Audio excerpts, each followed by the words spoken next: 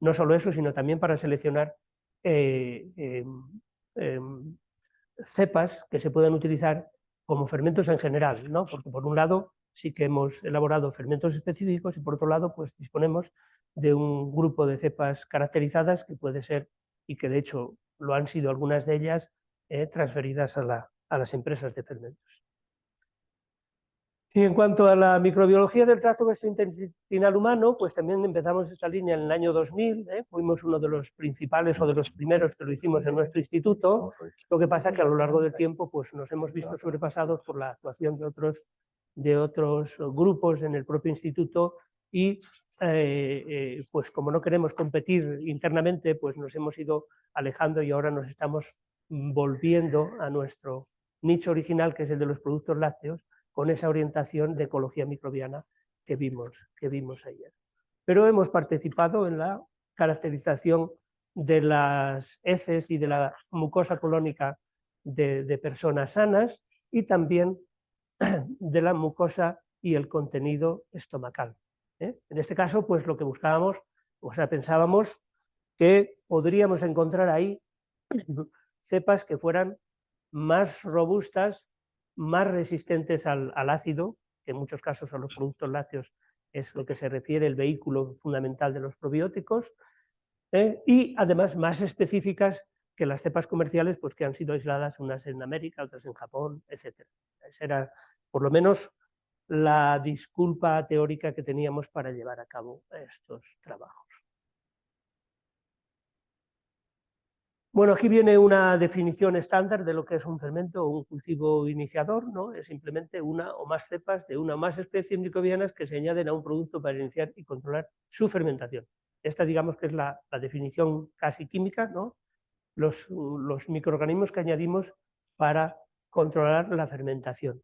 Sin embargo, desde el punto de vista práctico, pues se llama fermento, o se llama starter, o se llama cultivo a todo lo que añadimos de forma deliberada, sea con una finalidad de controlar la fermentación o tenga una participación en la maduración o en la protección o en la probiosis, ¿no? Yo creo que en general todos los microorganismos que añadimos, incluyendo bacterias, mohos, lo que sea, pues en la práctica se le llama cultivo inicial.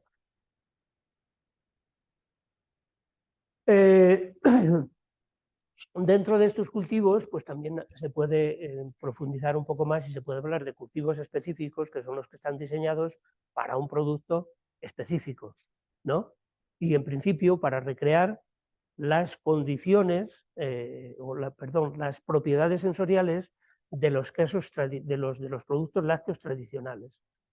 Ya lo dije ayer, ya lo mencioné ayer, que en Europa por lo menos hay mucha preocupación con preservar esas características reológicas y sensoriales de los productos tradicionales que en muchos casos, y sobre todo en la Europa central, han desaparecido hace cientos de años. Pero uno lo que quiere es preservar no solo la tipicidad del producto, sino la cultura asociada al mismo, ¿no?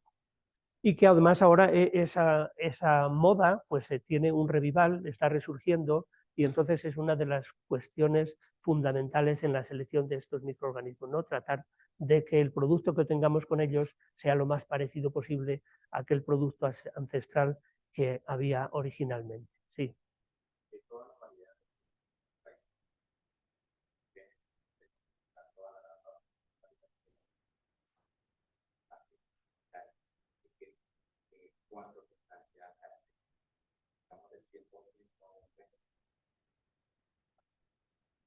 Bueno, depende un poco de los países, ¿no? Quiero decir que, por ejemplo, en Francia los quesos tuvieron una transformación tremenda a finales del siglo pasado, no del anterior, sino del anterior, ¿no? A finales del siglo XIX y a principios del siglo XX. Hicieron una transformación radical. Sin embargo, en España, pues se han elaborado los quesos sin fermento hasta épocas muy actuales, quizás hasta finales de los años 70, 80 del siglo pasado. Con lo cual en Francia nos llevan una ventaja de aproximadamente 100 años en respecto a la caracterización, al control de las fermentaciones y a todo lo demás en la producción de los quesos más tradicionales.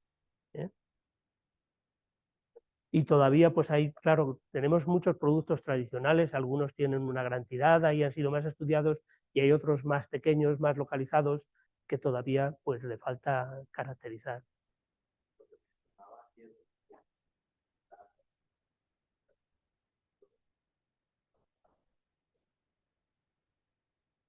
Eso es.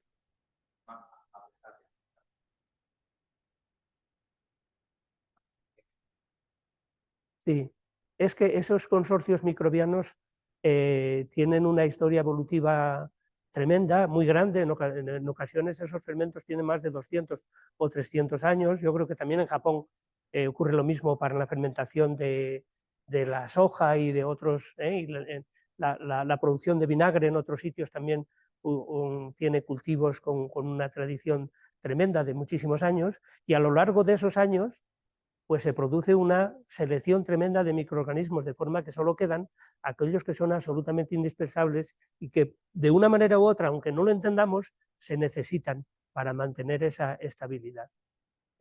Y bueno, yo creo que el caso del fermento SUR que vimos ayer, pues tiene una estabilidad tremenda, como lo tiene el otro BOS, el otro fermento del que mencioné, el fermento BOS, que además mantiene cepas proteolíticas y no proteolíticas al mismo tiempo, y es mucho más complejo, ¿no? Pero seguro que eso, que tiene una historia evolutiva común, tiene una presión selectiva sobre cada uno de los miembros, y si están allí es porque algo hacen en, en el consorcio, ¿no? Pero son unos consorcios realmente muy estables. Bueno, tenemos también los cultivos autóctonos, ¿no? Que serían aquellos que están aislados del producto que vamos para el que vamos a seleccionar el fermento, y que estaría formado por bacterias o microorganismos aislados de ese producto elaborado sin la adición de fermento. Estos fermentos se les suponen unas propiedades importantes, como es que respetan un poco la microbiota autóctona que pueda haber en la leche y la que se pueda desarrollar de forma natural en los productos. Están adaptados a la materia prima específica, y hay que tener en cuenta que en ese aspecto que la leche de vaca, de oveja o de cabra tiene propiedades muy distintas, tiene concentraciones de inmunoglobulinas muy distintas, y frecuentemente los fermentos que están adaptados a la leche de vaca no funcionan casi ninguno muy bien en la leche de cabra, por ejemplo, ¿no? La leche de oveja parece que está en una situación intermedia, y hay algunos que van bien y otros que van mal. Entonces, si queremos desarrollar un fermento para leche de cabra, pues lo mejor es que los microorganismos hayan sido aislados de esa matriz. Y luego, otra propiedad muy importante también es el equilibrio con los bacteriófagos extendidos, endémicos del área de elaboración. Bacteriófagos, evidentemente, yo creo que son los microorganismos más abundantes en la naturaleza, en la biosfera, y que por cada bacteria que hay, se supone que hay entre 10 y 100 bacteriófagos que pueden infectar esa bacteria. Entonces, pues tal y como vimos también en el fermento UR, que había 3 bacteriófagos, pues en el entorno de elaboración de cualquier queso hay innumerables bacteriófagos. De manera que las bacterias que sigan sobreviviendo en aquel entorno se supone que están, no que sean resistentes, sino que están en un equilibrio, ¿no? De vez en cuando las mata un fago a casi todas. Es verdad que eso, que se producen variantes resistentes de una manera muy rápida, pero esa variante luego le va a costar volver a subir, etcétera, etcétera. O sea que tienen que estar en el equilibrio.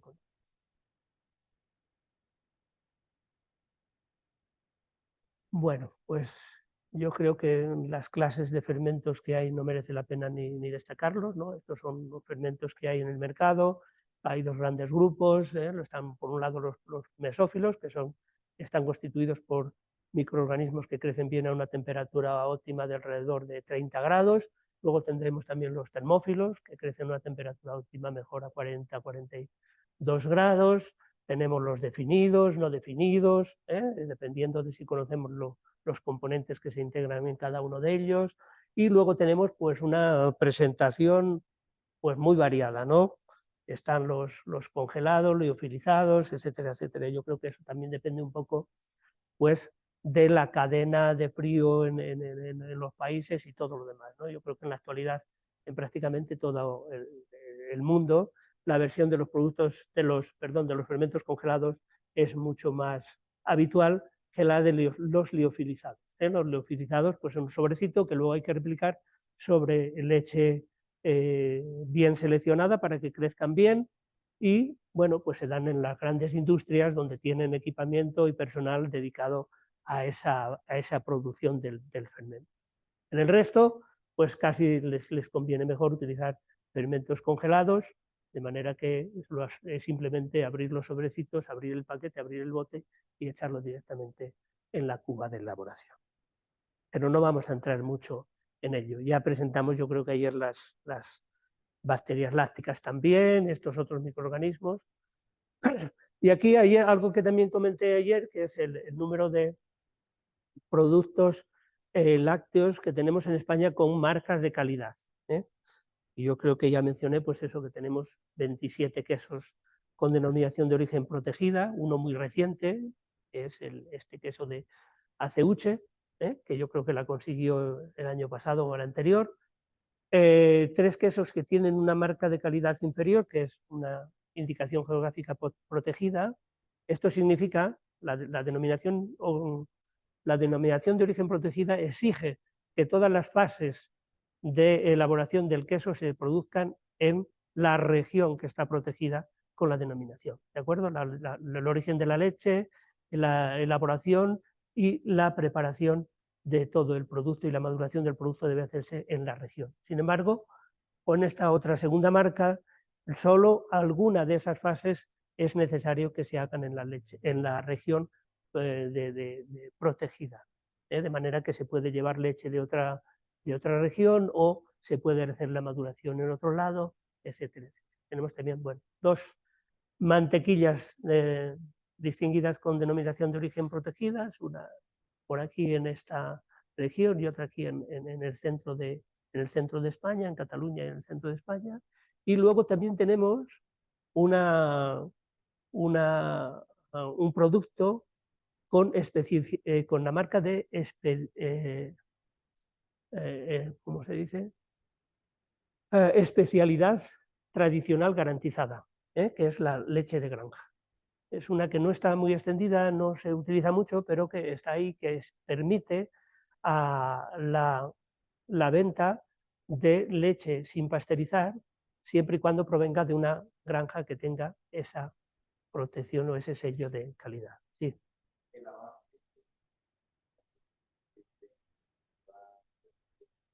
No, no. La iniciativa es siempre de los elaboradores, de los productores.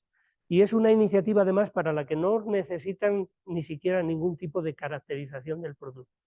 Lo que necesitan es ligar de alguna manera el producto a la región de elaboración.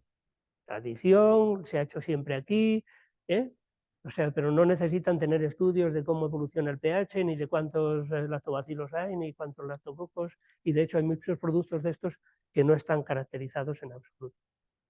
¿De acuerdo? Eso es una iniciativa de los elaboradores. Y lo que pretenden siempre es una protección de la marca. La denominación de origen y la IGP son marcas casi como marcas comerciales, es un poco como la Coca-Cola.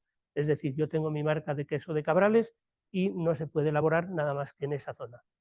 No me lo pueden hacer en ningún otro sitio. ¿De acuerdo? Bueno, lo que sí ven es que eso, que también hay un agrupamiento en el norte de España de marcas de calidad, porque lógicamente el sur tiene menos cabaña ganadera, que en el norte, que es un poco más verde, un poco más de pastos, etcétera, etcétera. Y de hecho hay muchas empresas de estas que hacen quesos en el centro de España que recogen la leche en el norte. También en el norte los quesos suelen ser de leche de vaca, mientras que en el centro y en el sur pues suelen ser de leche de oveja o de leche de cabra. ¿De acuerdo?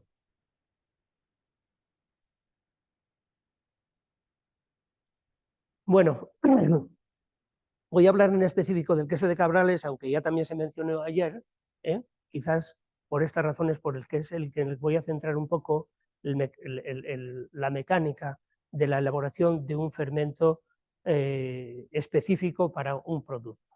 ¿De acuerdo? Yo creo que bueno, esas son las características del queso de Cabrales, es el más conocido del Principado de Asturias, de mi región.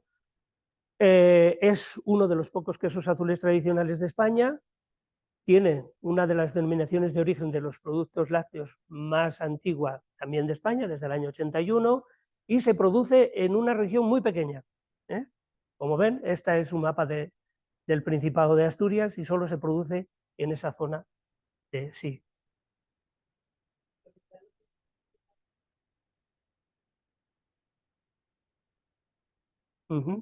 Y efectivamente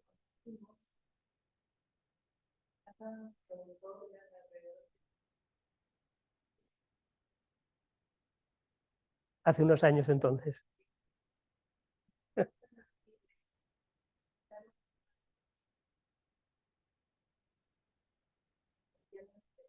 Una cueva, eso es. Sí, sí, sí, está completamente llena de queso.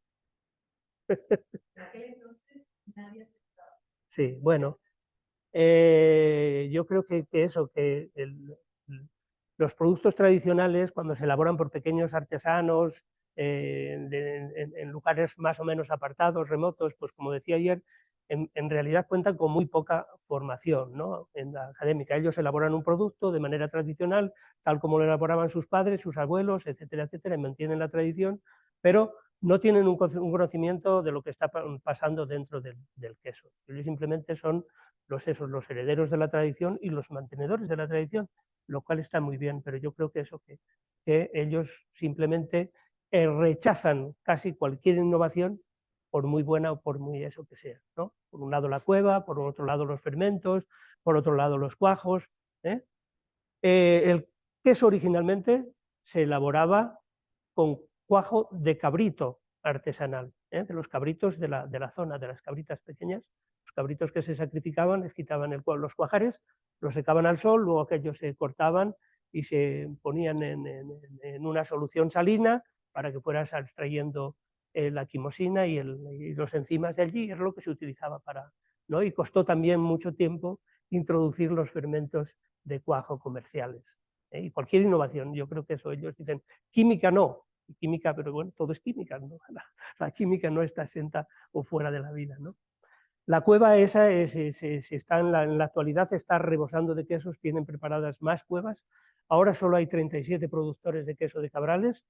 Se ha ido reduciendo el número de gente que se dedica a ellos. Todos los que eran más o menos, pues eso, los que hacían queso solo en su casa, porque había gente que lo hacía en la chapa de la cocina de carbón.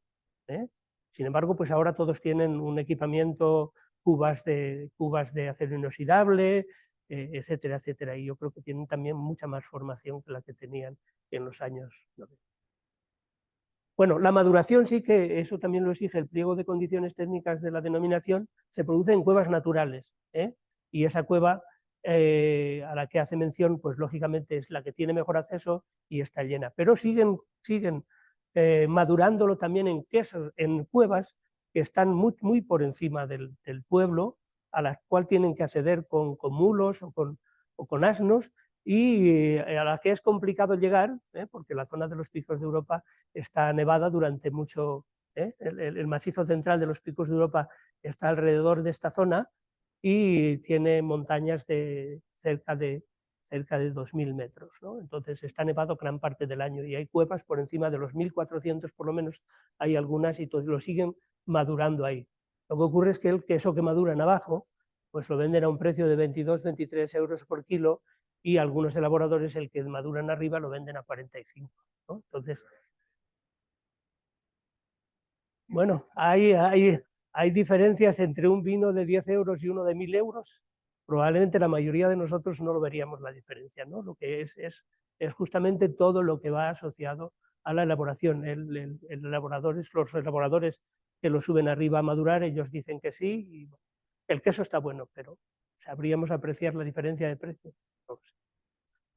Bueno, y también, bueno, pues el queso es un patrimonio cultural, ya hemos mencionado, es motor económico en la región, a pesar de que se haya reducido el número de productores, la cantidad de queso que se produce ha aumentado, ¿no? Y bueno, pues mantiene y fija la población en sitios donde se van vaciando, desgraciadamente, ¿no? La gente se concentra en los núcleos urbanos.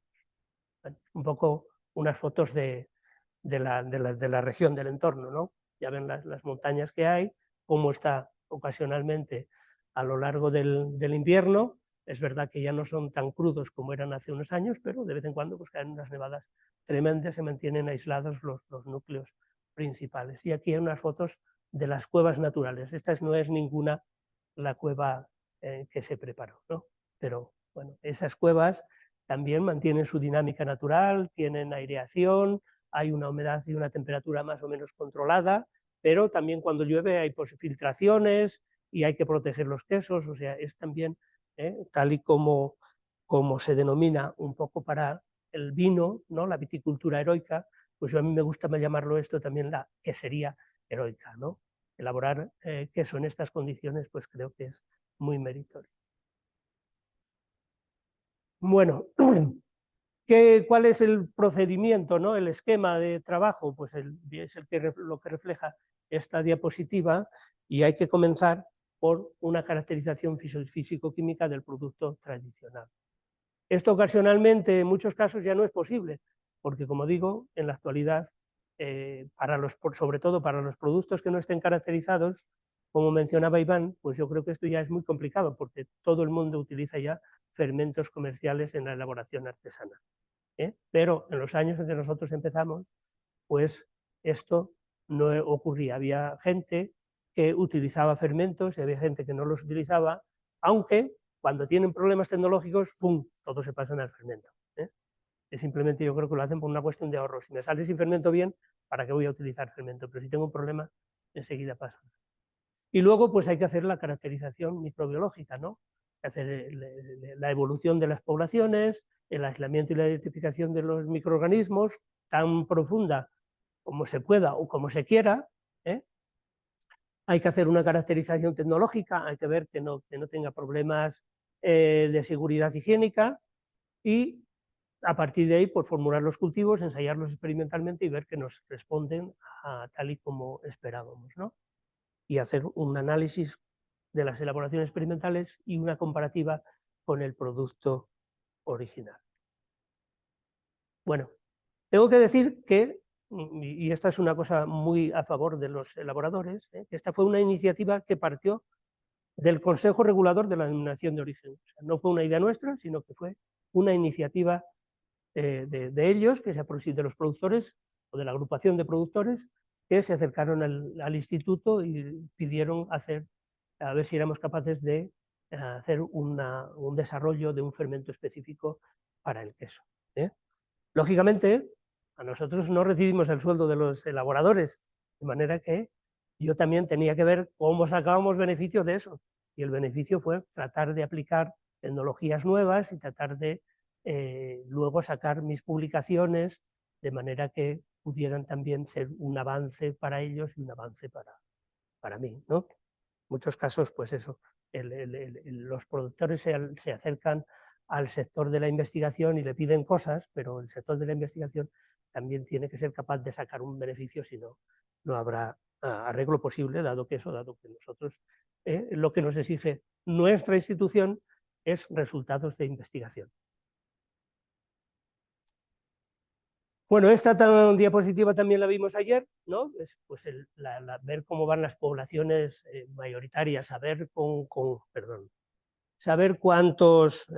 cuánta carga microbiana nos encontramos al principio de las elaboraciones de los distintos tipos, ¿no? Aquí en negro van los hongos y las levaduras y ven que empiezan con una carga muy pequeña, pero al final en la de la maduración se convierten en una de las poblaciones dominantes, ¿no? Sin embargo, bueno, los lactococos y las poblaciones totales van muy parecidas, tanto en el interior como en la superficie, es decir, que esto nos da una idea luego de qué microorganismos tenemos que seleccionar, ¿no?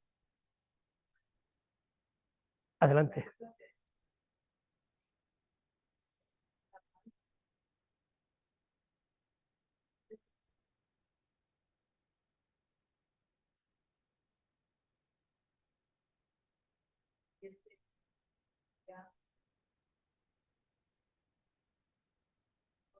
Sí, claro. ¿Aquí no está presente? Sí, sí, claro, ¿cómo no va a estar presente? En esta línea negra están presentes todos los mohos y todas las levaduras. Ese es el recuento de mohos y levaduras. ¿Eh? Eh, es verdad que eso, bueno, yo creo que ya lo mencioné ayer también, ¿no? Quiero decir, la contaminación ambiental de los mohos, pues hace muchísimo tiempo que ha desaparecido. ¿Eh? Sí, sí, claro, sí, sí. Bueno, el procedimiento pues también es muy simple, ¿eh? Se coge una muestra de quesos, de queso no, de leche, de cuajada y de queso de diversos estadios de maduración. Lo fundamental es, yo creo que es fundamental hacer el seguimiento de una misma elaboración, no coger muestras distintas, porque probablemente en estas elaboraciones artesanales es frecuente que haya grandes diferencias entre una elaboración y otra. De manera que para hacerse una idea también más precisa del estado microbiológico de todo, lo que hace falta es hacer esto, repetir esto varias veces, hacerlo en distintas épocas del año, porque la, mm, la leche también es distinta, las características físico-químicas que tiene la leche es distinta a lo largo de los distintos periodos del año, etcétera, etcétera, y eso, puede haber grandes diferencias entre un lote y otro, ¿no? Pero sí que al final, pues, utilizando de esos diversos medios de cultivo, tenemos microorganismos en todos ellos. ¿Cuál fue la lección que hicimos nosotros? La lección que hicimos nosotros para desarrollar este fermento es elegir únicamente las bacterias ácido lácticas. Y lo hicimos inicialmente pensando que elegir todo, hacer un fermento basado en una microbiota para empezar, sin gran conocimiento, pues iba a ser muy complejo. Nosotros pensamos que ese proceso, guiando bien la acidificación, eso ya nos va a seguir seleccionando el resto de los microorganismos. De manera que también esa es la razón por la que en la actualidad los fermentos de quesos, casi la mayoría de los quesos, lo que llevan es únicamente los microorganismos acidificadores. Y en algunos casos, pues esos pocos que son necesarios, propionibacterias para hacer los ojos, etcétera, etcétera. Pero la mayoría de los tipos de queso lo que llevan es únicamente un fermento acidificado. Bueno, si uno es muy curioso, puede ir marcando las colonias, decir, oye, de estas pequeñitas blancas tengo 37, de estas más naranja tengo, o más amarillo tengo tantas. Y luego lo que hay que hacer es identificarlas, pero se puede volver atrás y decir, oye, de Lactococcus lactis tenía aproximadamente tantas. Es decir, podemos hacer tener un conocimiento mucho más profundo que el que teníamos únicamente de los recuentos, en los cuales, como ya he dicho, la selectividad de los medios de cultivo no es demasiado grande. En casi cualquier medio pueden crecer un número de microorganismos bastante grande. Y luego, bueno, pues la identificación, evidentemente, inicialmente se hacía mediante test bioquímicos, bastante eh, complejos, tanto en el aspecto manual como bastante caros, ¿sí? Sí, cómo no.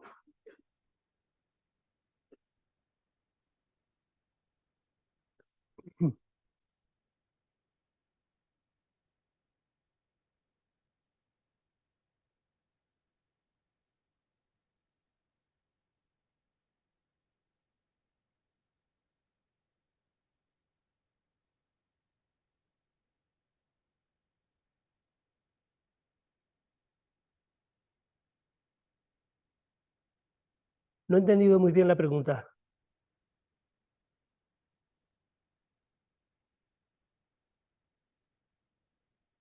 Sí.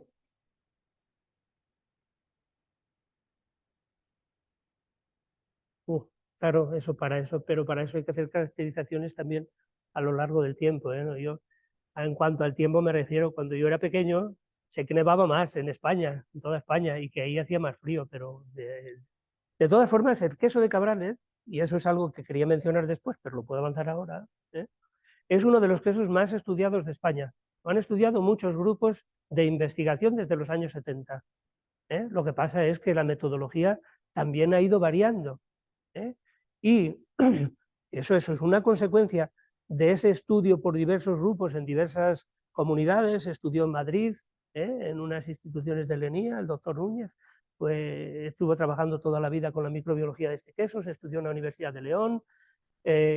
¿Y qué ocurrió? Cuando nosotros se aproximaron los elaboradores y nos pidieron un fermento específico, a mí lo que primero se me ocurrió es decir, voy a preguntar por el material biológico a los otros grupos de investigación que han trabajado con él, que han trabajado con este queso, y ya no necesito hacer ninguna caracterización microbiológica.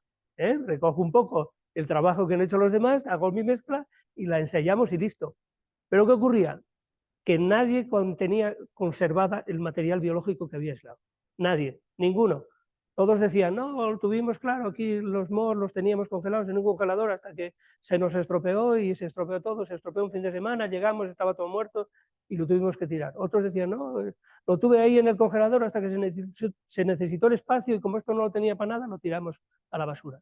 Y así, no solo eso, sino que también había un señor que no tenía nada que ver con esto de los quesos, era simplemente un aficionado que había purificado el Penicillium roqueforti durante 35 años del queso que había recibido en el premio en, el, en un concurso anual que tienen en la región, que consiguen, premian al queso que consideran mejor, y este señor había guardado durante 35 años, el programa ya tiene 50 y pico, el moho que se encontraba en el queso que había ganado el concurso.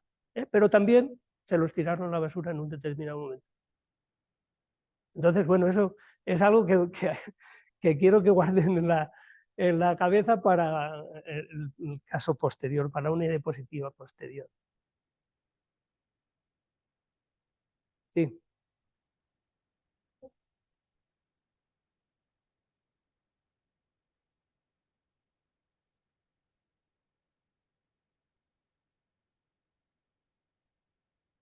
Sí, es que, pero eso, estamos hablando de caracterizaciones en distintas épocas del tiempo, ¿no? Con muchos, las de eso, las de Madrid se hicieron en los años 70, los medios de cultivos que se utilizaban eran muy distintos, la capacidad de llegar a identificar un microorganismo también era muy básico, era solo en función de unas pequeñas propiedades físico-químicas y de fermentación de azúcares que en muchos casos estaba totalmente errada, etcétera, etcétera. O sea, yo creo que los resultados, desgraciadamente, no se pueden comparar.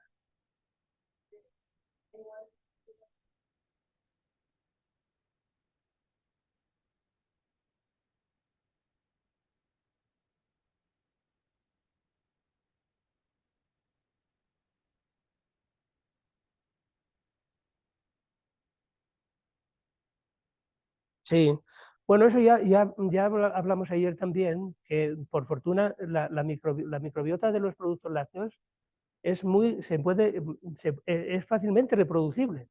O sea, lo normal es que se reproduzca. Si uno sigue el mismo esquema de trabajo y la leche está más o menos igual, pues la microbiota que llega al final es la misma. ¿Eh? Yo creo que eso está bastante bien establecido. Entonces no hay problema. ¿Qué ocurre? Que a veces pasan cosas como con aquello aspecto que presentaban los quesos con defectos, ¿no? De coloración, otras veces no es de coloración, sino que es de sabor. Es decir, hay muchos defectos, pero esos defectos en todos los casos son solo ocasionales. El problema es que, claro, cuando uno tiene una infección con listeria, pues aunque sea ocasional, si es capaz de infectar a un número de personas grande, pues probablemente también haya algunas muertes y eso no parece que sea muy deseable, ¿no?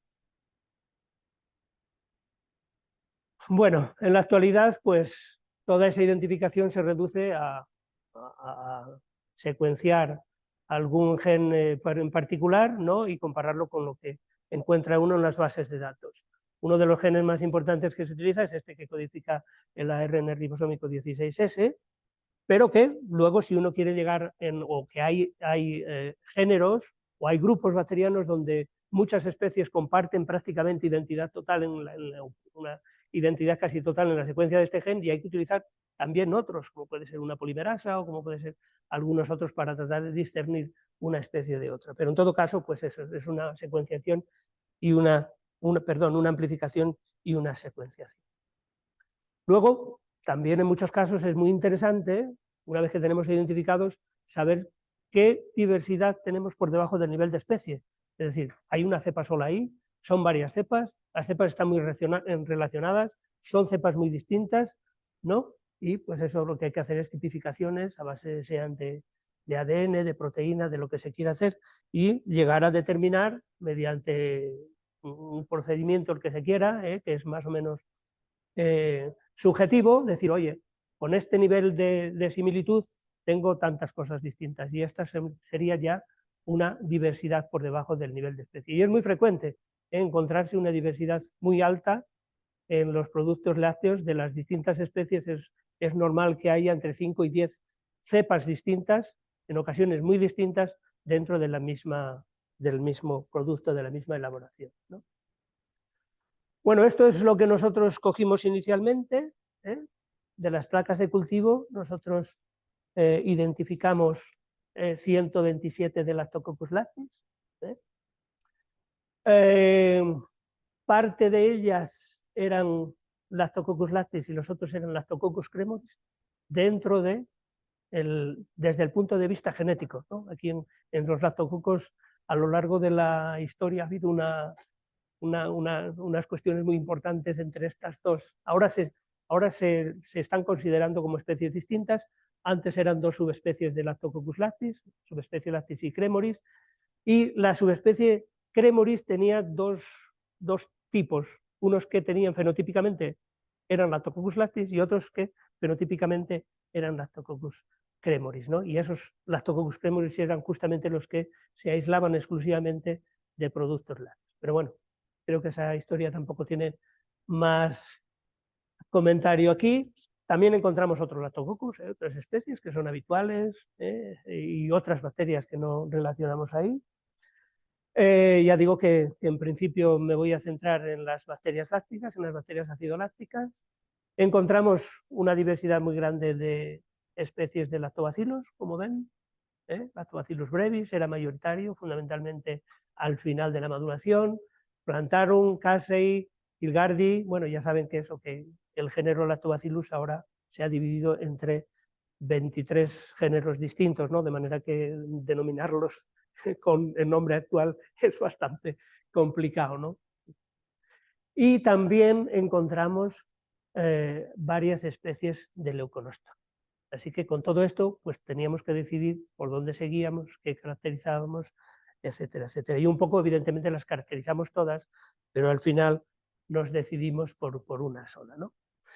¿Qué pruebas hacíamos? Pues entre ellas era fundamental ver cómo crecían en leche, ¿no? Eso yo creo que es una prueba absolutamente...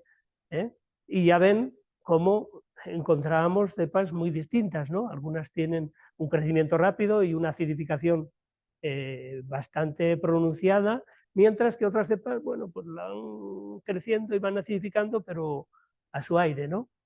Y luego eso también se veía perfectamente cómo forman el coágulo, ¿no? Eso se puede ver, uno siembra en un tubito, y después ese tubito, esa leche coagulada por la fermentación, se puede echar en una plaquita y también se puede oler, ver si tiene sabores o aromas extraños o ver si tiene alguna cosa, ¿no? Hay cepas que rompen el coágulo y que producen gran cantidad de suero, y esas tampoco son muy adecuadas para utilizar en un fermento.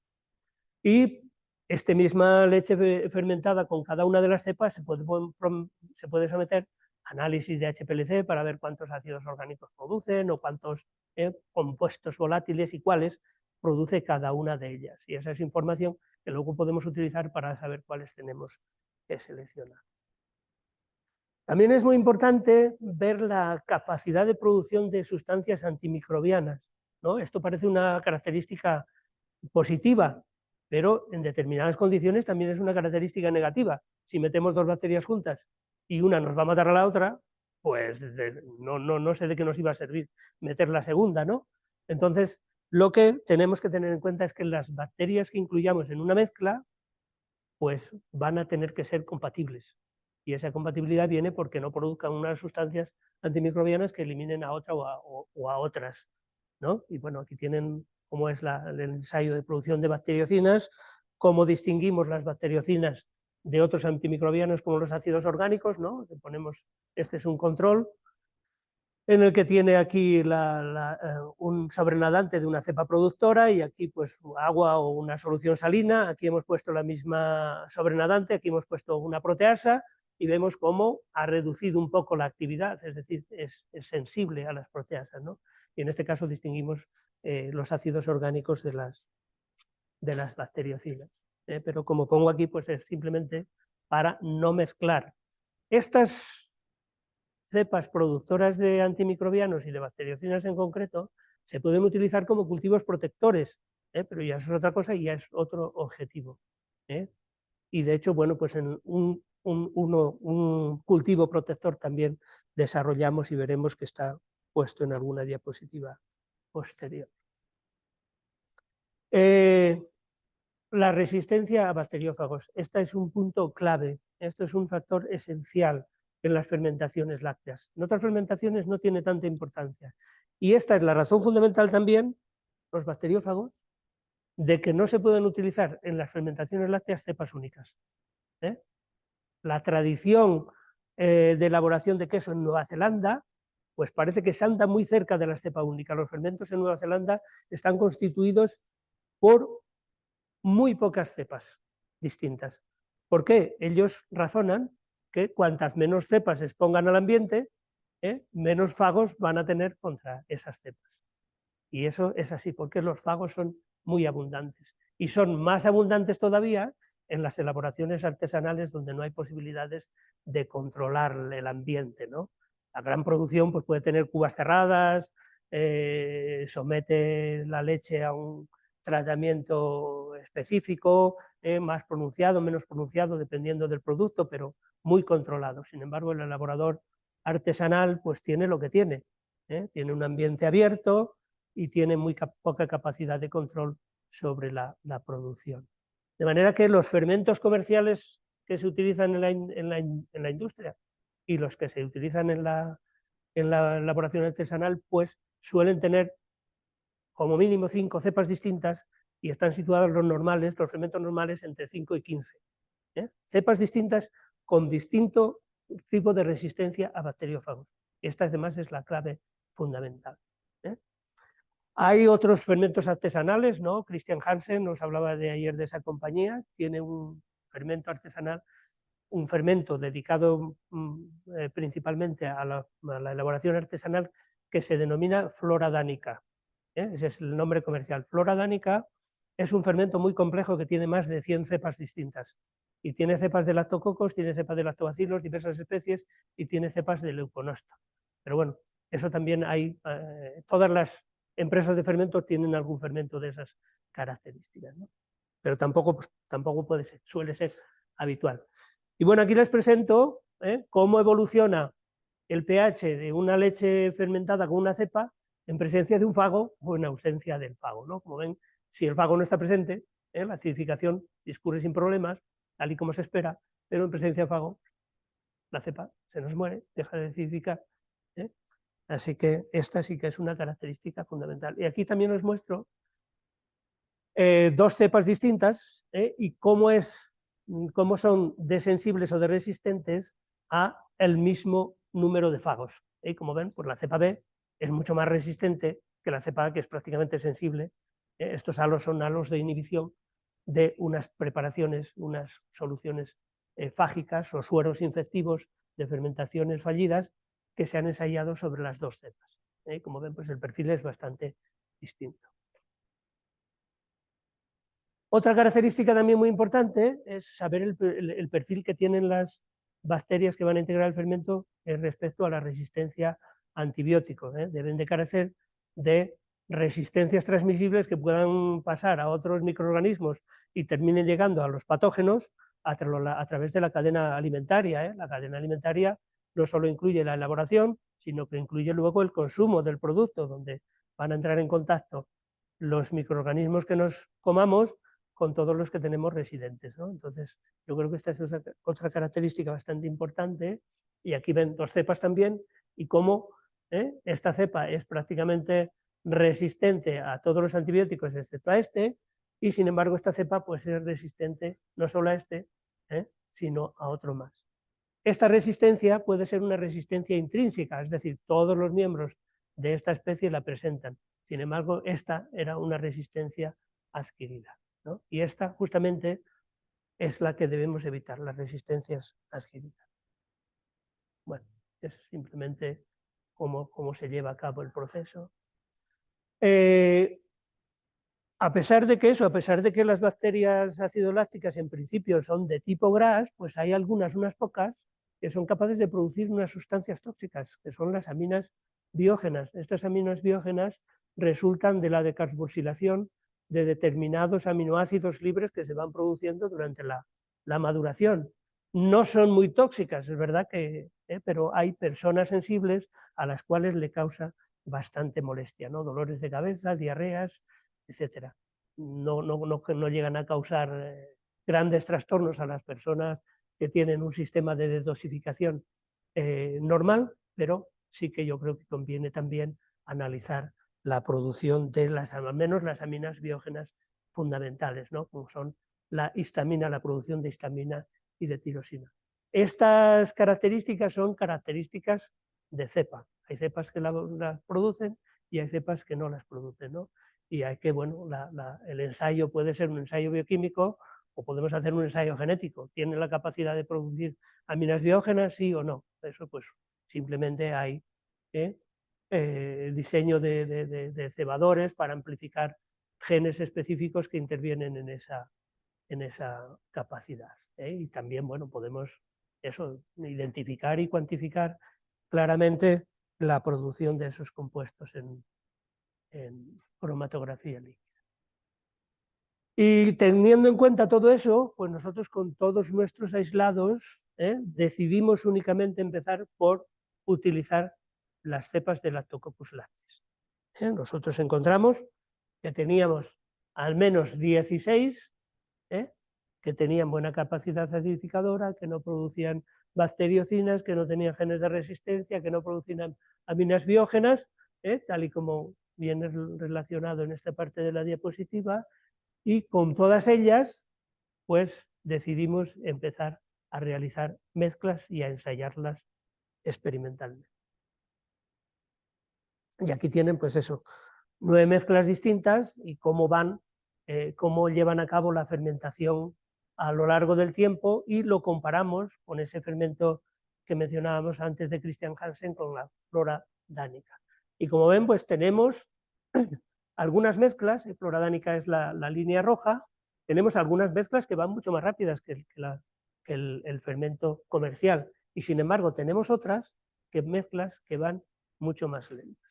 Tengo que decir que esta mezcla M9 justamente la hacíamos con las cepas que producían bacteriocinas, y en concreto producían nisina. La nisina es la bacteriocina más potente que producen las cepas de Lactococcus lactis, tiene diversas variantes. Las que nosotros manejábamos producían nisina A y nisina Z. Teníamos cepas productoras de A y de Z. Sí.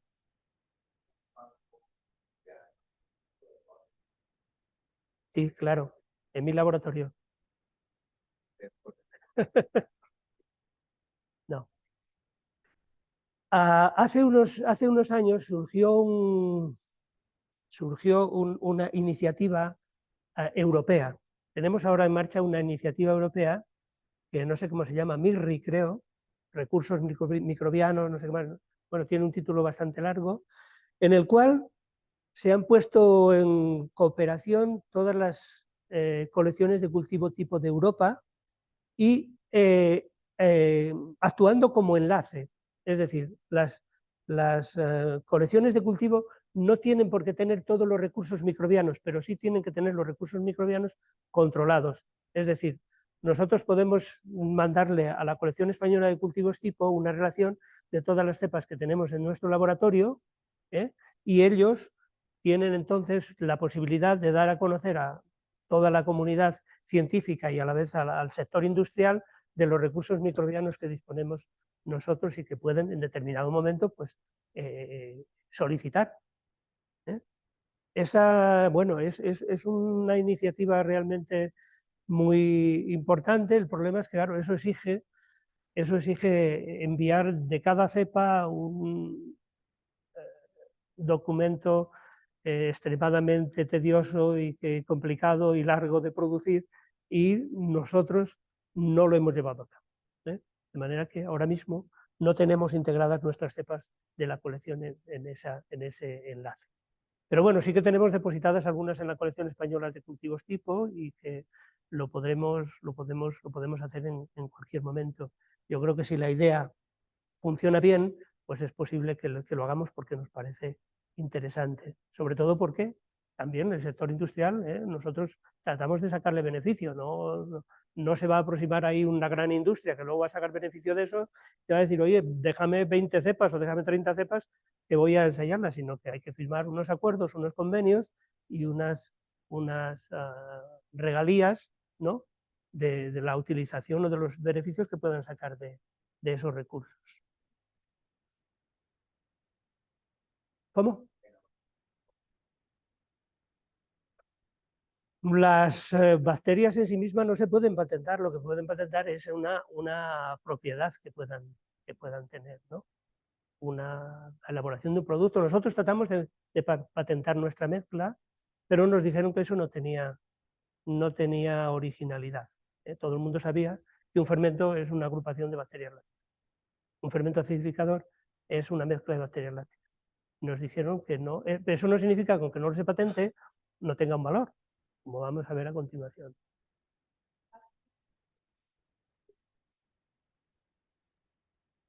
Estas mezclas, bueno, pues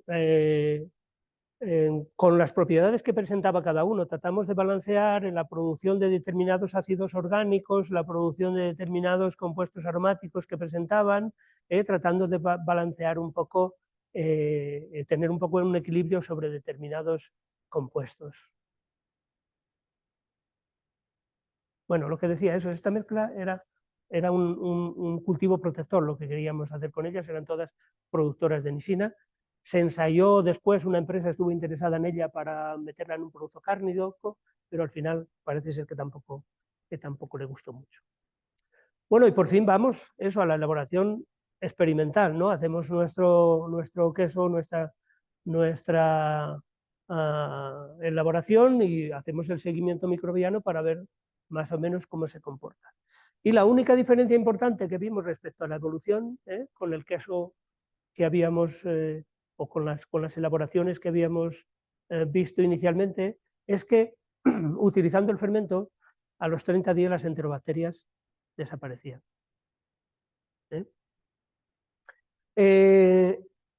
¿Cuál es el beneficio de esto? Hombre, lógicamente entre las enterobacterias es una población que se considera indicadora, ¿no? No es que no tienen por qué ser patógenas, pero sí que es una indicadora de la posibilidad de que pueda haber microorganismos patógenos, con lo cual yo creo que estábamos asegurando un poco, mejorando la seguridad alimentaria del proceso, del producto. Luego, bueno, lo comparamos con el producto tradicional, con la gráfica que vimos en un momento anterior. Pero lo más importante no es eso, no es la microbiología, lo más importante es el producto, es el sabor, ¿no? Aquí tienen nuestras elaboraciones. Teníamos 2 elaboraciones experimentales, aquí la tenemos al mes de maduración y a los 2 meses a los 2 meses de maduración y a los 3 meses de maduración, la elaboración 1 y la 2, y lo que teníamos que ver era de alguna manera cómo estaban respecto a la puntuación de las propiedades sensoriales que tenían los quesos elaborados normalmente, ¿no? Y a nosotros lo comparamos con la puntuación media que nos pasó la denominación de origen protegido que tenían los quesos a los 60 días, que era este valor, ese este valor, este score de 80 es aproximadamente la puntuación que reciben de media todos los elaboradores que pasan obligatoriamente por el panel de cata de la denominación. Entonces, como vemos, a los 3 meses la elaboración 1 era superior a esa puntuación media de los quesos de la denominación de origen, y la elaboración 2 ya lo era incluso al mes de maduración.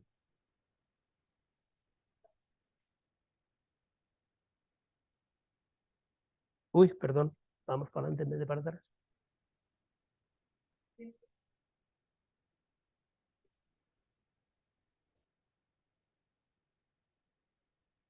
No, esto es queso, bueno, no lo dije, es verdad, no lo dije, se me olvidó, perdonad, no lo he definido el queso se llama Cabrales la zona, y hay cabras, pero no muchas. Y el nombre sí que le viene de la cabra. El queso es un poco un caso atípico dentro de las denominaciones de origen, porque el queso se elabora con leche de vaca o con mezcla de leche de vaca, oveja y cabra. ¿Con qué proporciones? Pues con las que cuente el elaborador. De manera que el producto en sí no está muy definido. Es verdad que el queso más rico es el queso que está elaborado con las 3 leches. Eso también lo reconoce todo el mundo. Pero el producto no tiene una definición exacta. Y también le digo que la leche de vaca en determinados momentos es exclusiva, porque las cabras y las ovejas solo producen en determinadas épocas del año. Y todavía más, hay más leche de cabra que leche de oveja. Leche de oveja es muy minoritaria en la región. Sí, todo eso va dentro del pliego de condiciones de la...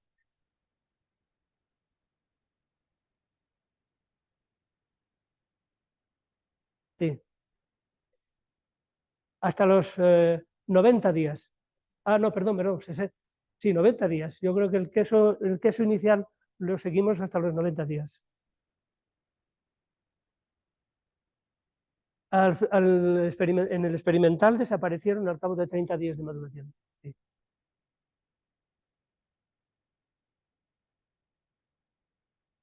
Pues yo creo que la acidificación en este caso fue mucho más rápida y, lógicamente, en las enterobacterias es una de las poblaciones sensibles al ácido.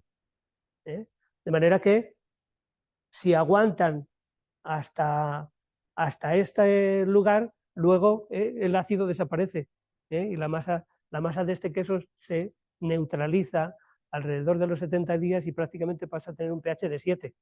De manera que si han sobrevivido hasta los 30 días, luego no hay problema para que resistan indefinidamente, porque el queso tiene mucha humedad y el queso pues tiene un pH cercano a la neutralidad. ¿Había alguna otra?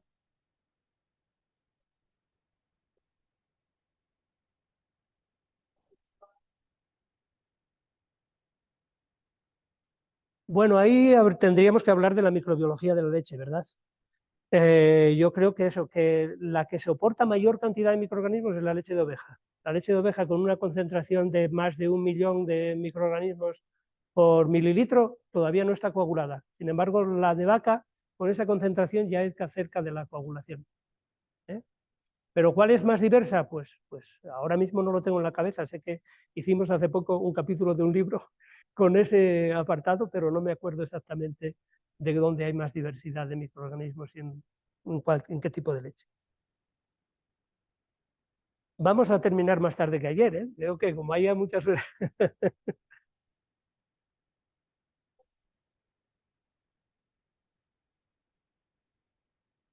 No, bueno, tengo que decir, y bueno, eso yo no sé, claro, no sé qué conocimiento tienen ustedes de los quesos azules. Los quesos azules son unos quesos muy complicados en el sentido de que son eso, ahí hay muchos compuestos, hay muchos microorganismos que tienen su influencia, pero uno fundamental es el moho, es el penicillium. El penicillium tiene mucha más actividad proteolítica y lipolítica que todas las bacterias lácticas juntas que puedas poner ahí. Entonces, la influencia que tienen, eso, no solo eso, en este queso también crecen muchas levaduras. Las levaduras llegan a poblaciones de 10 a la 7, Geotrichum, Yarrobia, hay muchas especies de levaduras, de manera que los perfiles organolépticos de los quesos azules, y en concreto de los quesos tradicionales azules, son muy complejos. Entonces, el papel de las bacterias lácticas, el fundamental, está en dirigir la fermentación. Yo creo que por eso. Las enterobacterias también tienen su papel. Quiero decir que hace unos años hubo un grupo que elaboró un queso, creo que fue manchego, el grupo de Núñez, utilizando enterobacterias en la formulación. Y resulta que luego lo cataron, hicieron una cata al final, y el queso que más gustó fue el que tenía enterobacterias.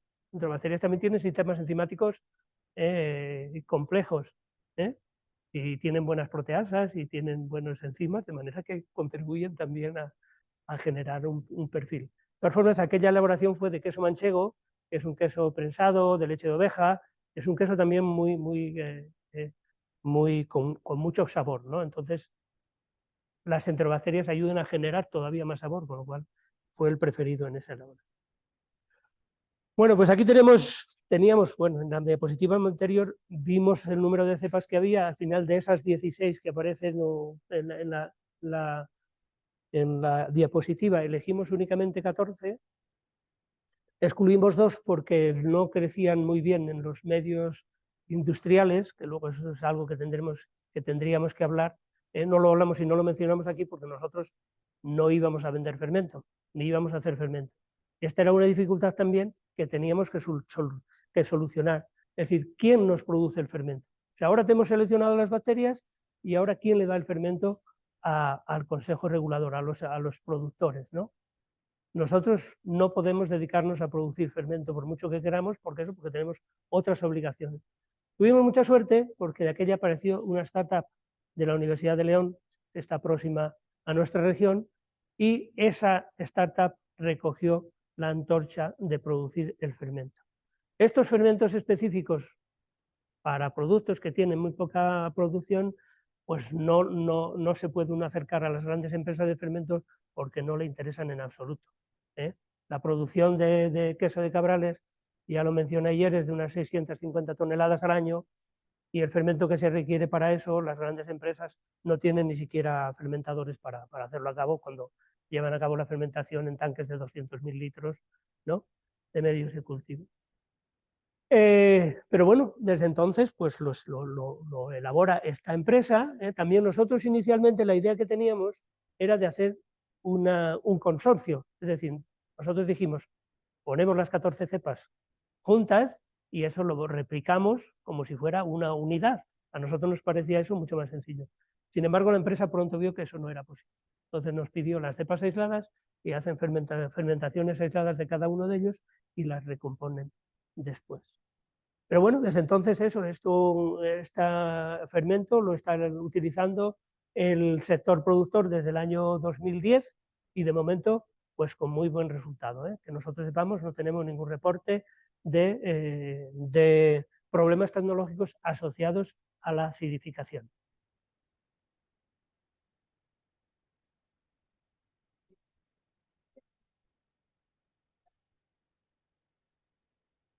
Sí, no, nosotros metimos todas las cepas con la misma proporción.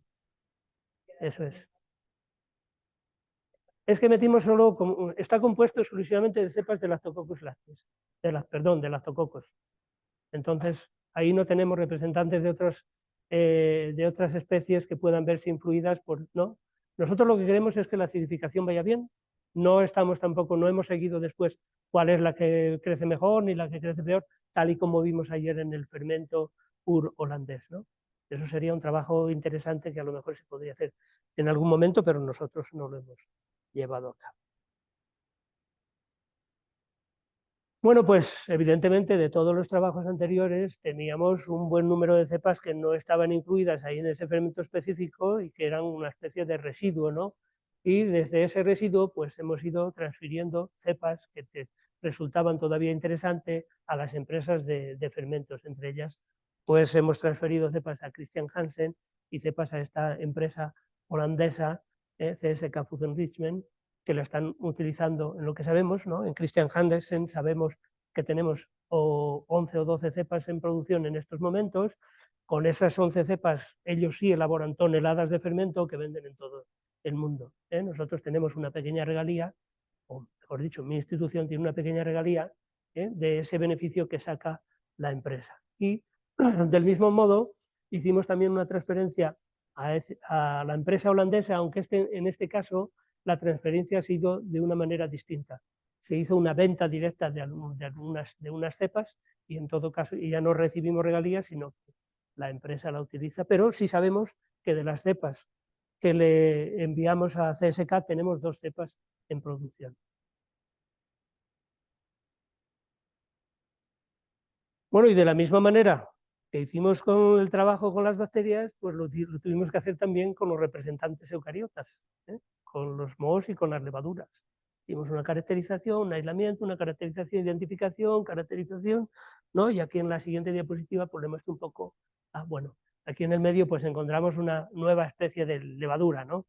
Ya describimos, es más que nada una cuestión marginal, pero bueno, para un microbiólogo describir una nueva especie siempre es un hito y tengo que mencionarlo. No sabemos, evidentemente, qué papel tecnológico puede guardar en el queso de Cabrales. Nosotros le pusimos el nombre de Candida cabralensis, está muy cerca de otras piquias, pero es todo lo que sabemos, ¿no? También puede que fuera interesante caracterizarla en algún momento. Aquí les presento un poco la caracterización tecnológica de los penicilios, ¿no? De las cepas de Penicillium roqueforti. Vimos el crecimiento en distintas concentraciones de sal. Los quesos azules son unos de los quesos que mayor concentración salina tienen en humedad, que llegan casi al 5%, con lo cual pues uno puede ver también cómo crece cada una de las cepas en esas condiciones, de la misma manera que a distintas temperaturas, qué actividades proteolíticas y lipolíticas tienen, etcétera, etcétera. Y con ese conocimiento nosotros también seleccionamos 2 cepas de Penicillium que nos parecían muy interesantes y que también propusimos que se utilizaran como fermento, tal y como hablábamos en un sentido amplio. El problema es que no hemos encontrado nadie que las produzca. La producción de moho también es complicada y pues no hemos encontrado a ninguna empresa que sea capaz de llevar a cabo ese proceso, ¿no? Para que se hagan una idea, nosotros pedimos que nos elaboraran fermento, nos elaboraran, que nos generaran esporas suficientes de estas 2 cepas como para hacer un número, porque no hicimos un ensayo, hicimos unos ensayos que controlamos y luego le pasamos el material a los elaboradores y ellos lo utilizaban a su discreción, tanto los mohos como las bacterias, como las mezclas. Y ellos hicieron sus elaboraciones y cuando vieron que todo estaba bien, fue cuando dijeron, no, pues vamos a ver si podemos, si alguien nos elabora el fermento para utilizarlo. Y de la misma manera eso, utilizamos también o pedimos que una empresa biotecnológica nos proveyera de esporas de estas 2 cepas. Pero esas esporas nos costaron 50.000 euros. Entonces esto también es un precio que no se puede uno permitir. Claro que es verdad que nos dieron esporas como para hacer a lo mejor 20 o 30 elaboraciones o 40, no recuerdo, un número grande, pero un número grande todavía muy pequeño si uno espera que el fermento sea una parte muy pequeña de la elaboración. Teniendo en cuenta que hay cepas comerciales que cuestan 1 euro, pues uno no va a pagar 1.000 o 2.000 euros para tener un capricho, ¿no?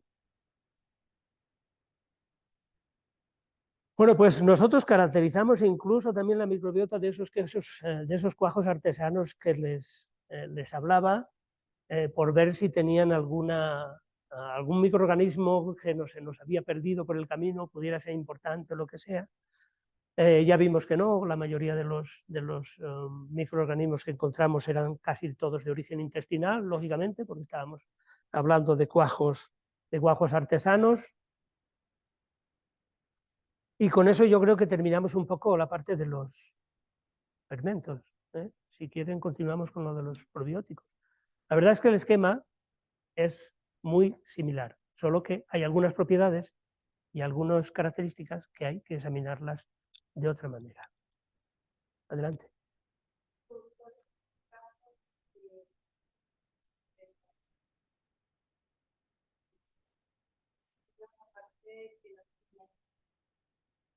Los hongos pues ya llevaban mucho tiempo utilizando esporas comerciales, así que las siguen utilizando, ¿no? Yo sé que hay una cepa de Christian Hansen también que utilizan muchos, pero cada uno utiliza la que quiere, ¿eh? No hay ninguna, eso sí que no viene relacionado en el pliego técnico de condiciones y cada uno va al precio que le resulte más interesante o al producto que le resulte más interesante, ¿no? Porque Christian Hansen tiene una cartera de cepas de penicillium, con distinto color, con distinto crecimiento, con distinto grado de proteólisis, o sea, en las carteras de las casas comerciales ahora tiene un poco todo, ¿no? Yo le comentaba el otro día al doctor Tomás que a la empresa esa CSK lo que tiene es una rueda que le llama rueda de sabor y dependiendo del sabor que usted quiera, le van a proporcionar una mezcla de fermento u otra. Entonces, esa gente yo creo que lo tiene bastante claro, ¿no? Que se dedican a una cosa concreta y tienen mucho conocimiento de las mezclas que hacen y de los efectos que tienen esas mezclas en los productos finales. Y nada más, yo creo que eso, como vemos, bueno, tenía una pequeña introducción a los probióticos, pero yo creo que como aquí todo el mundo trabaja en productos o en compuestos o alimentos funcionales, pues no tiene mayor sentido, ¿no? Las características que tienen que tener las cepas probióticas, pues también son un poco empíricas, ¿no? Es decir, bueno, nos va bien con esto, y no están definidas. Ni siquiera está definido el origen, es verdad que hay como un aura de que sean de origen humano, porque también uno se supone que los microorganismos que aísles del intestino humano están adaptados al intestino humano, pero es un poco verdad y un poco mentira, dado que está bien reconocido que hay una diversidad muy grande de microorganismos de la microbiota de un individuo al individuo del lado. Entonces, bueno, pues es verdad que hay un core, hay un grupo de especies que está presente en prácticamente la microbiota de todos los individuos, pero luego hay muchas cepas de uno en otro sentido.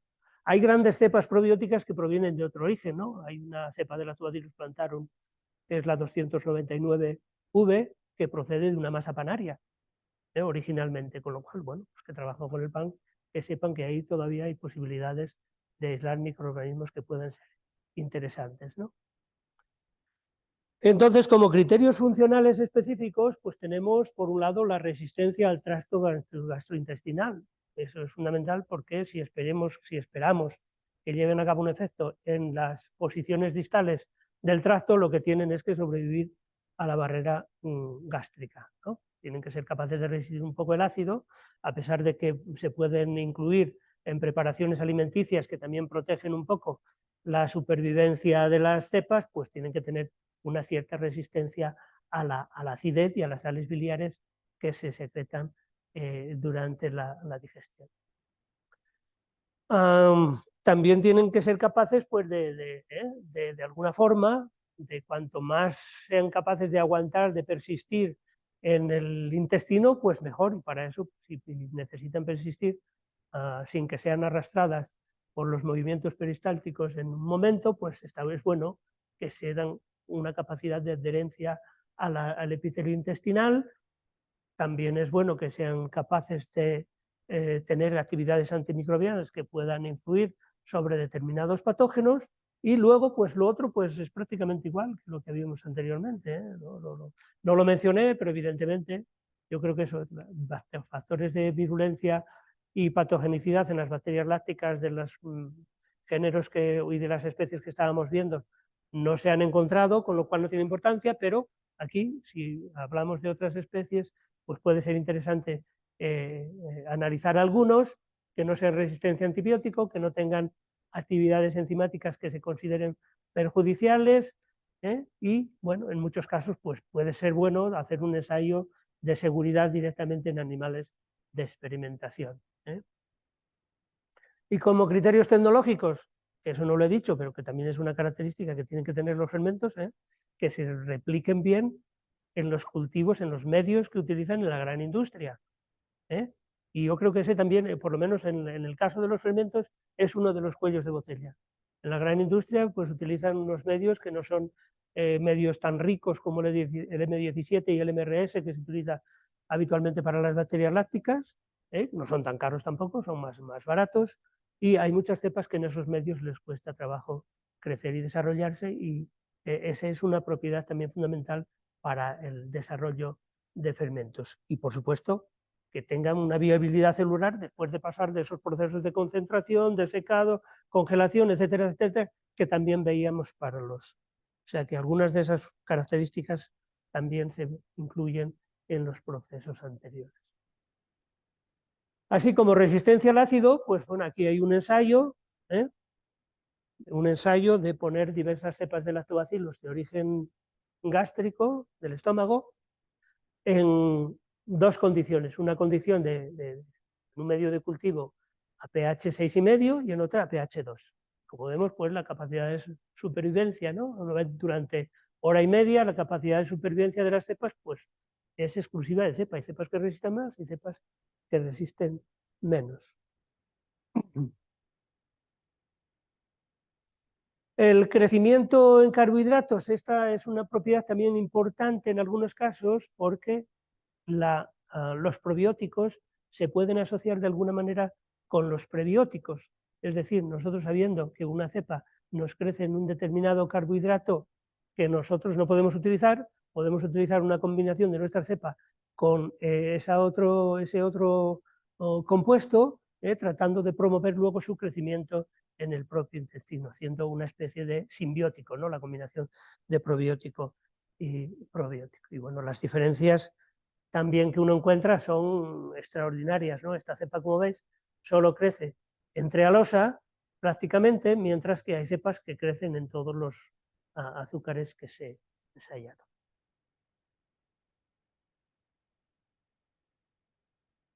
Actividades enzimáticas, pues hay algunas que se consideran poco buenas, ¿no? poco o incluso perjudiciales. Entre ellas se ha mencionado siempre la beta-glucuronidasa, ¿no? Esto es porque esta enzima es capaz de medio activar diversos compuestos de la dieta y promover la aparición de procarcinógenos o de sustancias indeseables que pueden lugar a dar problemas en ello.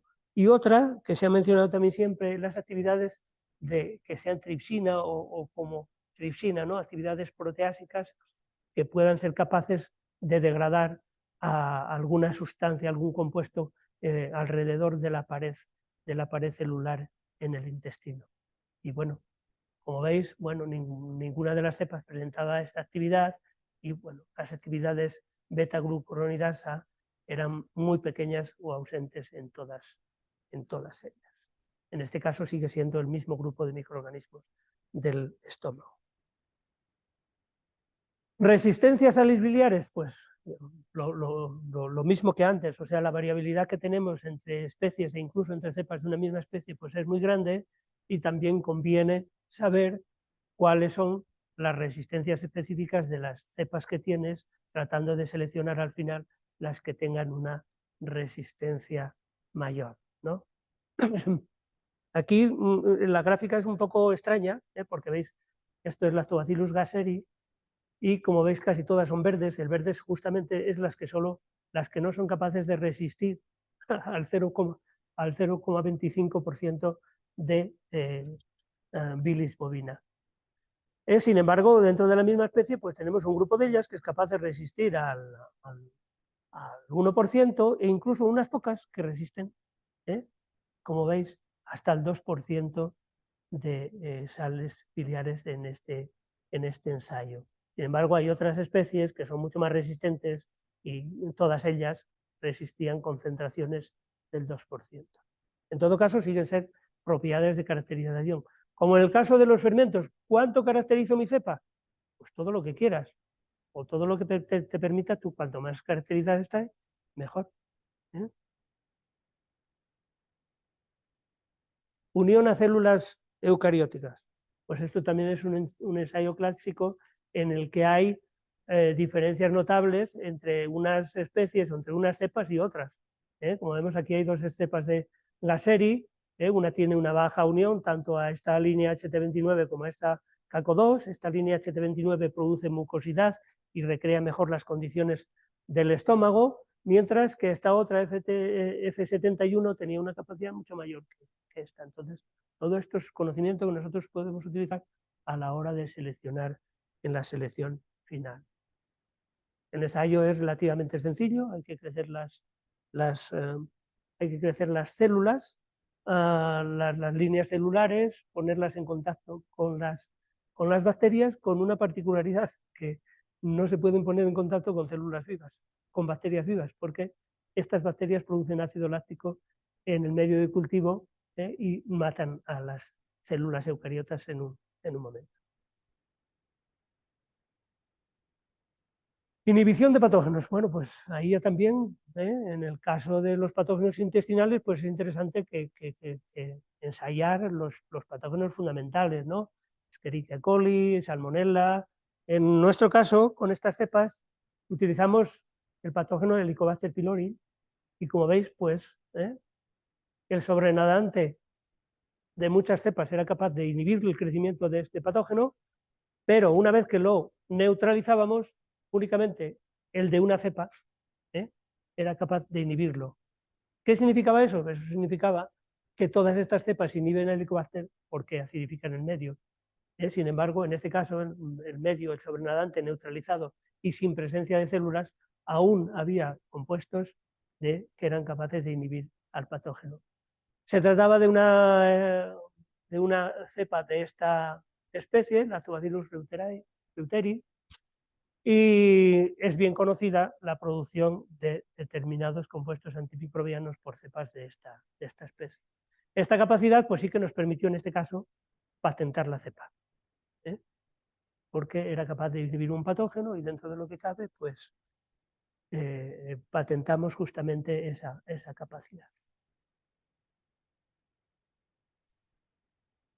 También podemos ensayar actividad antioxidante, o sea, el número de propiedades ya os digo que depende un poco de la voluntad y de la buena, como veis, pues eso, la actividad antioxidante, que hay unos cuantos tests para evaluarla, pues también es muy diversa en las distintas cepas, incluso si uno ensaya células enteras o extractos celulares, pues la actividad también es muy distinta. Como vemos aquí, esta cepa, que era la que inhibía al Helicobacter pylori, pues también tenía una buena actividad antioxidante, tanto con células enteras como con células o con extractos celulares, ¿no? Y bueno, nosotros también disponemos de una colección muy importante de bacterias de origen intestinal, de esos trabajos de los que os hablé, en las cuales hemos seleccionado unas pocas, y muchas de ellas pues las hemos transferido. Justamente, otra vez, con el ánimo de que las cepas no se nos queden en el congelador hasta que no tengamos espacio y las tiremos a la basura. Pero yo creo que es más interesante que si tienen una utilidad, a nosotros nos ha llevado mucho esfuerzo, mucho trabajo, mucho dinero caracterizarlas, y si alguien es capaz de utilizarlas y si nosotros somos capaces de recibir una pequeña recompensa por ello, nunca esperamos hacernos ricos, pero tenemos eso, algunas cepas transferidas, estas bifidobacterias a la propia startup de Bioges Startes, que es la que elabora el fermento para el Consejo Regulador. La cepa del Lactobacillus reuteri se la transferimos a esta empresa. Reuteri no, ¿era Reuteri? Creo que sí, era Reuteri, creo que le he cambiado el nombre. A esta empresa inglesa, Protexin, a lo largo de la caracterización de microorganismos intestinales encontramos otra cepa, esta sí de la especie Lactobacillus rhamnosus, que es resistente al antibiótico eritromicina mediante una mutación puntual en el gen que codifica el ARN ribosómico 23S. De manera que resiste al antibiótico, pero no tiene una resistencia transmisible. Y también la patentamos y se la transferimos a esta empresa de biotecnología Biopolis. Casualmente también, las dos empresas estas las ha comprado de manera reciente la multinacional ADM. Y nada más, yo creo que si todavía tenéis preguntas, pues este es el momento. Eso no requiere nada más que viene un resumen de lo que hemos estado mencionando hasta ahora, ¿no? El procedimiento es largo, los procedimientos son tediosos y yo lo que he tenido claro también desde el principio a lo largo de toda mi carrera es hasta dónde llegaba mi papel. Selección de probióticos hasta la caracterización. No quiero ni oír hablar de un ensayo de un ensayo clínico de ningún tipo. Si alguien lo quiere, la empresa está, que pida la cepa y que lo haga. Yo de eso no quiero.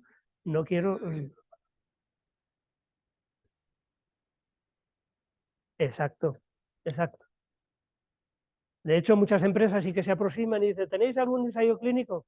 No, no. Yo tengo unas cepas que están caracterizadas, ¿no? En nuestro caso, yo creo que esa caracterización, la bondad de esa caracterización la tenemos avalada por el caso de los fermentos. Los fermentos, hemos transferido unas cuantas cepas a la empresa Christian Hansen y la empresa Christian Hansen está asombrada porque ellos están acostumbrados a encontrar una cepa medianamente buena por cada 100 que evalúan de las colecciones que van recogiendo de todo el mundo. Sin embargo, en nuestro caso, pues están alrededor del 7 y el 8%. Y ese aumento del porcentaje de cepas válidas está porque hemos hecho una caracterización previa interesante. Entonces, claro, no le hemos enviado allí todas las colonitas que íbamos aislando, sino que le hemos enviado ya un grupo de cepas bien caracterizados. Entonces, pues eso, ellos están muy contentos, nosotros también, porque recibimos unas regalías de manera regular cada año que nos permiten pues mantener un poquitín las actividades, determinadas actividades en el grupo. Adelante.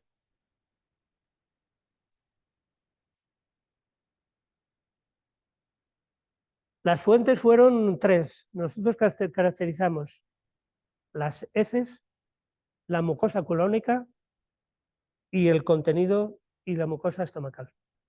En todo caso, de personas sanas. En el caso de las, quiero decir que en el caso de las mucosas es un proceso invasivo. Evidentemente hay que ir y rascar la mucosa y coger un trocito de mucosa. Eso evidentemente se hacía en los hospitales con los que colaborábamos.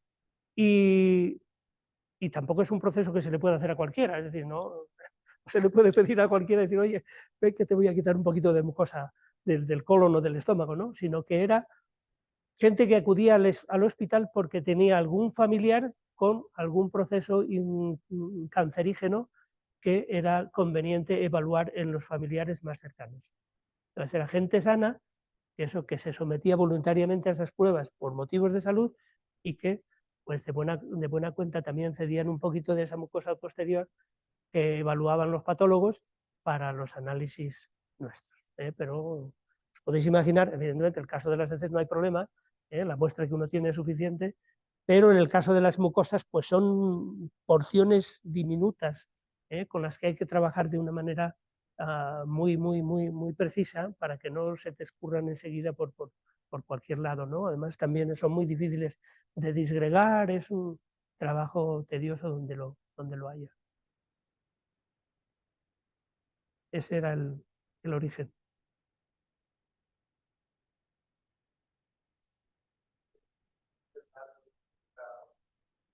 Eso es. Eso ya se lo digo para los que estéis en el campo de la... Exacto, eso es. Es que sobre todo eso, el tratar de publicar la caracterización microbiológica de la elaboración de un queso, pues cuando hay trabajos de los años 60 abundantes, pues bueno, por un lado están las nuevas metodologías, la capacidad de detectar muchos más microorganismos, etcétera, etcétera, pero también empiezan a ser abundantes. Entonces, tratar de publicar eso en una revista de prestigio es complicada. Y bueno, no le digo nada de la microbiota con la inflación de publicaciones que hay en ese sentido.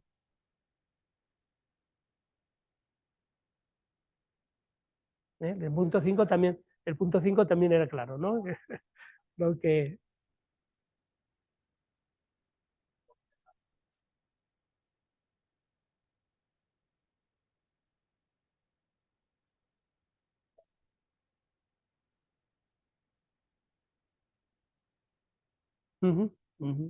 Sin embargo, eso sí que es fundamental, porque se está en la propia definición de probiótico, ¿no? Yo no sé cómo está la legislación en México, la verdad es que de forma reciente, en el año 2020, ha cambiado en Europa, ¿no? En Europa la palabra probiótico no se podía utilizar, excepto si cumplía el requisito de que se había evaluado su eficacia, que no la tenía prácticamente en ningún producto, porque esa evaluación de la eficacia la lleva a cabo la Agencia de Seguridad Alimentaria Europea. Y para ello, las empresas que lo soliciten, o el que lo solicite, debe presentar un dossier en el que nos diga: yo he hecho estos estudios y estos estudios indican que este microorganismo es capaz de reducir el colesterol, de poner la piel más fina, en fin, la alegación que uno quiera buscar. Pero esos estudios no sirve con presentarlos, los estudios van a ser evaluados. Y entonces uno va a ver allí, entrar en los números, entrar en cuántas personas se ha hecho el ensayo si se ha hecho aleatorio, si es un ensayo, si hay un buen control, en fin, si el ensayo tiene un diseño robusto, si la conclusión realmente se puede hacer o simplemente es la buena voluntad del que lo hace, no decir, bueno, a mí me parece que sí, pero no es me parece, sino. Entonces, en los años 2000 y algo, se presentaron a la EFSA como 4000 alegaciones funcionales para los probióticos y no se aceptó ninguna. Entonces ya les digo que esa es una cosa. Pero desde el año 2020 lo que ha cambiado es que se puede utilizar el término probiótico. Este producto contiene probióticos, no alegaciones. Para la alegación tiene que haber una evaluación. Es decir, ese probiótico vale para esto, entonces tiene que haber una alegación. Yo creo que únicamente hay una alegación funcional aceptada en Europa, que es que el yogur es capaz de mejorar la intolerancia a la lactosa en personas intolerantes a la lactosa. Esa es la única alegación que está autorizada en Europa. Pero desde el año 2020 sí que puede poner los productores contiene probióticos, que ha sido un avance. Y al cabo, pues eso, ya saben que desde el punto de vista comercial es muy importante no tanto lo que se diga como lo que luego el consumidor perciba. ¿eh? Eso yo recuerdo un anuncio que pasaron en la televisión española hace unos años de una leche enriquecida en calcio, en el cual salía una chica en bikini en un barco y se lanzaba desde lo alto del palo. ¿eh? Entonces eso yo creo que no hace falta palabras para decir, oye, bueno, y además eso es, no solo, no solo era una actriz guapa con buen cuerpo y todo lo demás, pero lo suyo era, se tiraba desde el palo mayor allí al mar, en fin, muchas. Entonces eso también para el consumidor nosotros lo percibimos y aunque sea de una manera subliminal y no consciente, pues son cosas que luego actúan a la hora de comprar un determinado producto, inevitablemente. ¿no?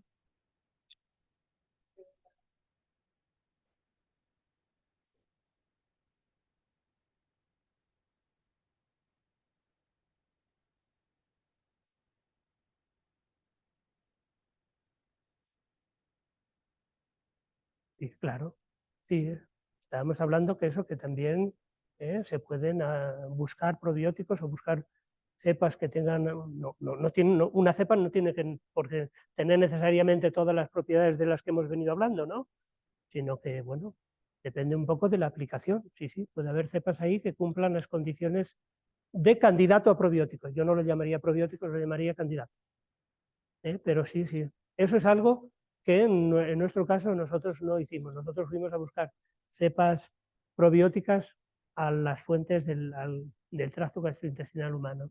Pero, por supuesto, yo creo que hay muchos. No, no, la definición de probiótico no indica nada acerca del origen. Lo que pasa es eso que desde el punto de vista teórico, pues uno piensa que si tienen el origen intestinal ya tiene uno una característica, ¿no?, cumplida, se encuentran en el intestino.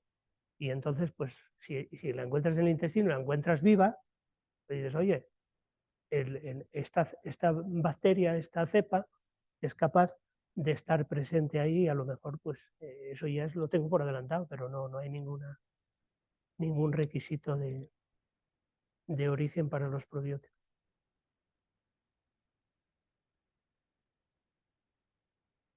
¿Alguna cosa que se quede por ahí? Hay que aprovechar y que no se quede ninguna. Yo creo que no merece la pena ahora decir, oye, es que...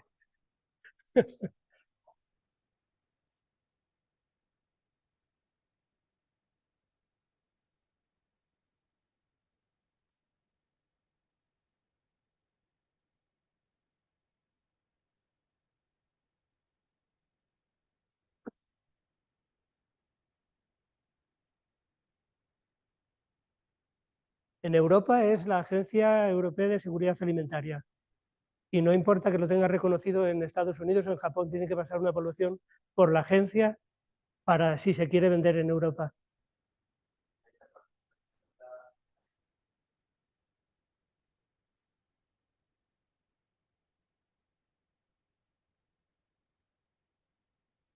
Claro, sí, sí, eso es.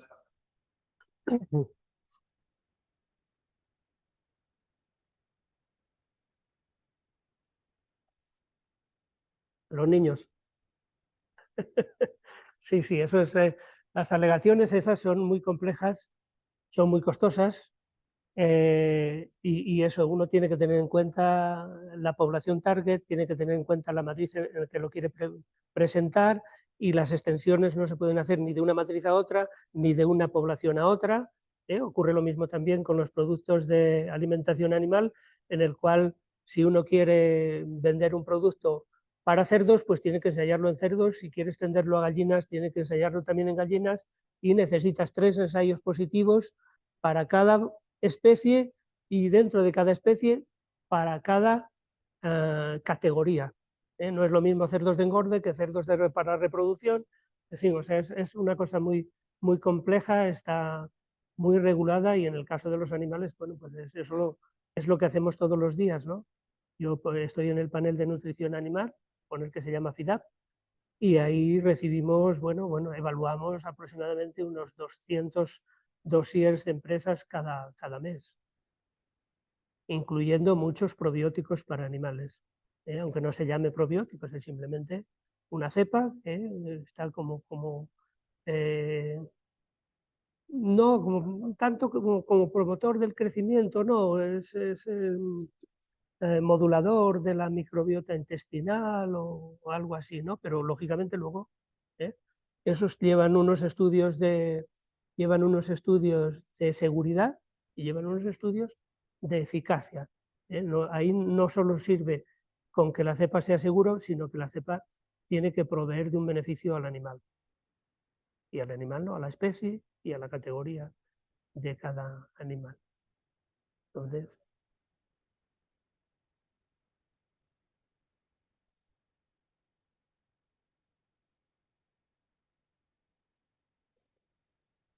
eso es. Van con esas alegaciones van a nombre de una cepa. El nombre de la cepa va en la propia opinión científica, cuando se acepta, y cuando hay alguna debilidad en los estudios que presenta la empresa, pues se le permite que presente otros o que los vuelva a repetir, pero sin ellos no, pues no se puede introducir en el mercado. Hay unas cuantas cepas que se utilizan para ensilado, que también tienen que pasar la misma evaluación. En fin, bacterias hay muchas, y algunos hongos, levaduras, Saccharomyces cerevisiae, también hay varias cepas que se utilizan en nutrición animal, pero todas tienen que pasar el mismo proceso. Y ese proceso es el que se quiere extender también a los probióticos, y es el que no ha pasado ninguno. Con los probióticos pues es más complicado, ¿no? Por un lado, no podemos meter a los humanos en una jaula y darle nuestro probiótico y 4 cosas más, sino que a los voluntarios le damos el probiótico, pero luego ellos hacen lo que, bueno, tienen una vida normal y consumen una dieta normal, y muy variada probablemente de un individuo a otro, con lo cual los resultados al final son complicados de seguir.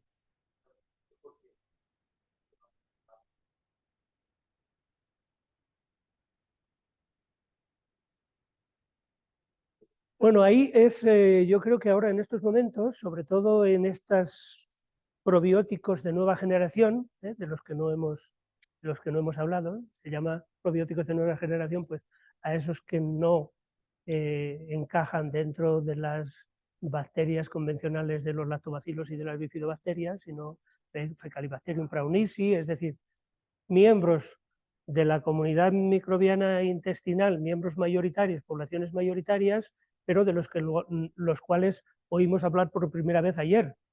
Entonces, de esas especies, pues no hay conocimiento científico ninguno, ni sobre su seguridad, ni sobre su papel en el intestino, ni sobre muchas cosas más. Entonces, las alegaciones funcionales a través de la alimentación son tan complejas que muchas empresas lo que han hecho ha sido someterlo a una evaluación como si fuera un medicamento.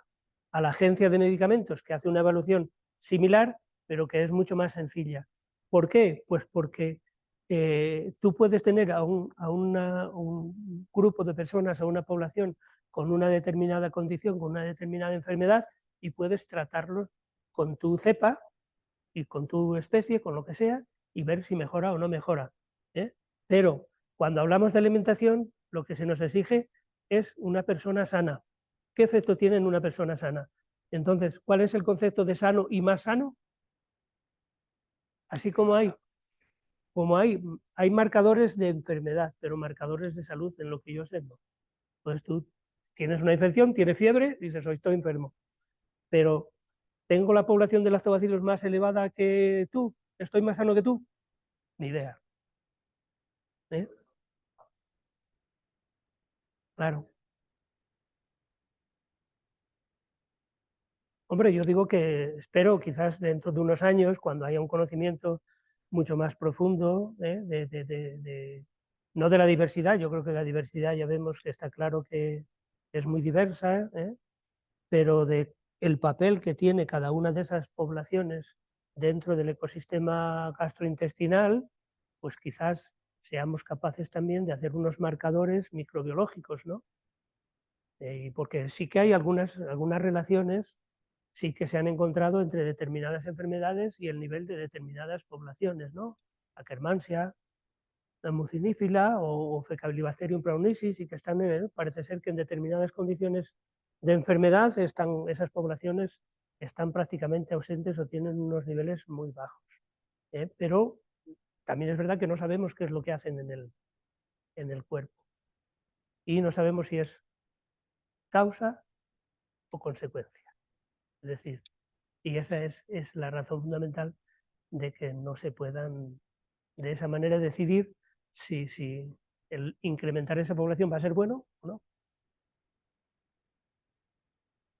Muy bien, pues muchas gracias. Yo creo que si no hay nada más,